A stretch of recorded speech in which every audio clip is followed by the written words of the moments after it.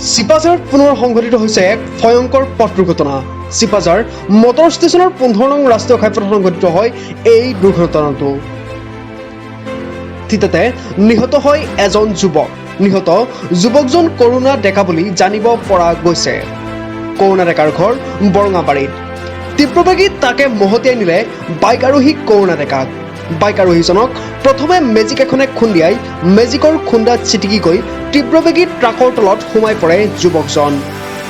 ঘটনা সংঘটিত কৰি মেজিকখনৰ পলায়ন কৰে। ইতিমধ্যে চিপাঝাৰ আৰক্ষীয়ে জব্দ কৰে AS12E1992 নম্বৰৰ ট্ৰাকখন। যুৱকজনে ব্যৱহাৰ কৰা বাইকখনৰ number AS01EB8576।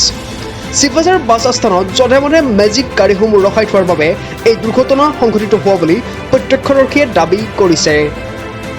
News x report, news Assam, India.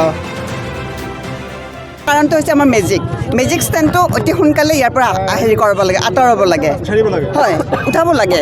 কাৰণ কিয় ইমান নিৰ্দোষী ল'ৰাবিলাকে এনেকৈ মৰি আছে, সেইকাৰণে অতি সোনকালে উঠাব লাগে। হয়, আজি ঘটনাটো কিহৰ কাৰণে হোৱা? আজি ঘটনাটো মেজিকৰ কাৰণে হৈছে। ল'ৰাজনে চাহ পানী খাই পেলাই আহিছে, আহি উঠি মেজিকত ব্ৰেকত কি হেণ্ডেলত খুন্দা লাগিছে, খুন্দা লাগি পৰি গৈছে। পৰি যোৱাৰ কাৰণে হৈ গৈছে এনেকুৱা। আৰু চলন্ত গাড়ী এখনেতো ৰখাব নোৱাৰে নে, সেইকাৰণে মেজিক ষ্টেণ্ডটো অতি সোনকালে ইয়াৰ পৰা উঠাব লাগে। মেজিক ষ্টেণ্ডৰ কাৰণে হৈছে। আৰু যাৰে য'তে ইচ্ছা ত'তে ৰখাব বিচাৰে গাড়ীবিলাক, সেইটো কথা নহয়। কনফাৰ্ম হোৱা নাই, মানে কনফাৰ্ম হোৱা নাই, আৰু পিছত নহ'ব। বেয়া কথা। আচলতে চিপাঝাৰৰ কাৰণে, আমাৰ চিপাঝাৰবাসীৰ কাৰণে এইটো পুনৰ এটা দুৰ্ভাগ্যৰ বিষয় যে চিপাঝাৰৰ মাজমজিয়াত আকৌ এজন স্থানীয় যুৱকে প্ৰাণ হেৰুৱাব লগা হ'ল পথ দুৰ্ঘটনাত। আৰু দুৰ্ঘটনাটোৰ মই একেবাৰে প্ৰত্যক্ষদৰ্শী। যিখন ট্ৰাকৰ দ্বাৰা দুৰ্ঘটনাটো হৈছে সেইখন ট্ৰাকৰ পিছে মই আহি আছিলোঁ। হঠাৎ দেখিলোঁ ল'ৰাজনে বাইকত উঠি পেলাই মঙলদৈৰ পিনে গতি কৰিব লৈছিল। এখন মেজিকে তাক ঘঁহনি খুৱাই দিলে। মেজিকে ঘঁহনি খুৱাই দিয়াৰ লগে লগে ল'ৰাজনে ট্ৰাকখনৰ পিছৰ চকাৰ তলত সোমাই গ'ল। আৰু সোমাই যোৱাত এটা বিকট শব্দ হ'ল। আমি গাড়ীৰ পৰা দৌৰ মাৰি গৈ চালোঁ, ল'ৰাজন ইতিমধ্যে শেষ হৈছে, থিতাতে নিহত হৈছে।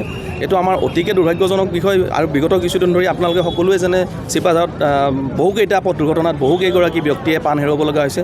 বিভাগীয় কৰ্তৃপক্ষক আমি বাৰম্বাৰ অনুৰোধ জনাইছোঁ যে পথটো বহল কৰিব লাগে।